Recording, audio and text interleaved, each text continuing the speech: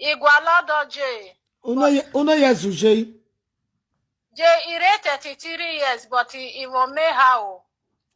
Ugwana wa bie you wa ya enu pe opa we wana wa we gbejo godo. Abo sie.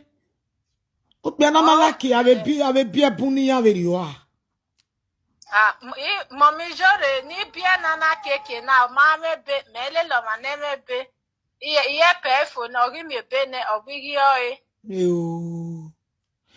Ipie omeha ni me na ipie ha bie na. So Imani made a mistake your way, Mommy Jore. Ya wa opinion o me give a biena. Ya ni wa opinion keke oba avie.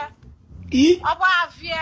Mutia waka three children, three father. Yeah, painful ne obigi oi. On a default one where you na. Was settled down. Yeah, what day are we a default one na. What day are we? Yeah, what day are we? Jimmy. Oh, sister me, I we ya na. No forgive by biena. Oh, Jesus, no one miss ebo mama we. If I were to be able to yaki. Obiado. Ieri ya obiado ya waki. He Jimmy. Uno years wuje. 33 years. 30 Jimmy. 33 is uno wa bieni biane. He Jimmy story when I was touching me. Oh.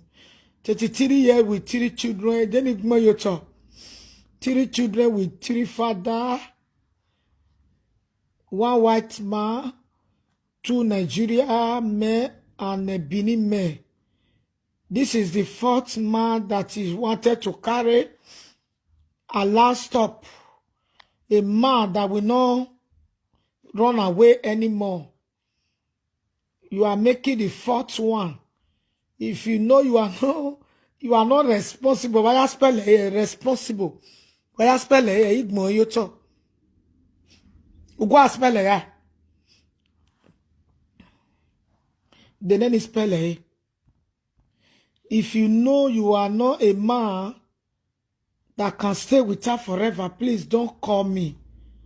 She needed a correct man because 3 men have frustrated her. There is a one, it doesn't have paper. She helped the man to get a document.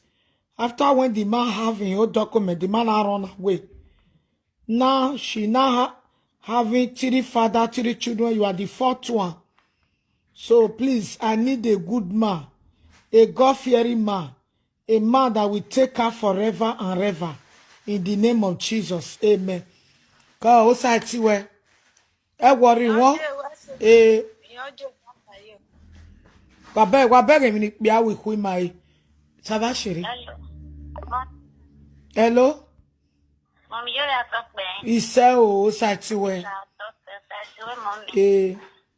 Mommy, you know where Guadalupe. Uwe Guadalupe, uno yesuje. 33 years. Mommy, no can introduce many on Mera. And me my dear. Ewo bugbe. Deni mo na ma ebie no. No my dear Gualo, my dear. Okay. So 33 years.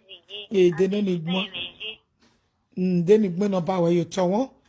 No ma ebie ya mo no ma ebie no. O me bia.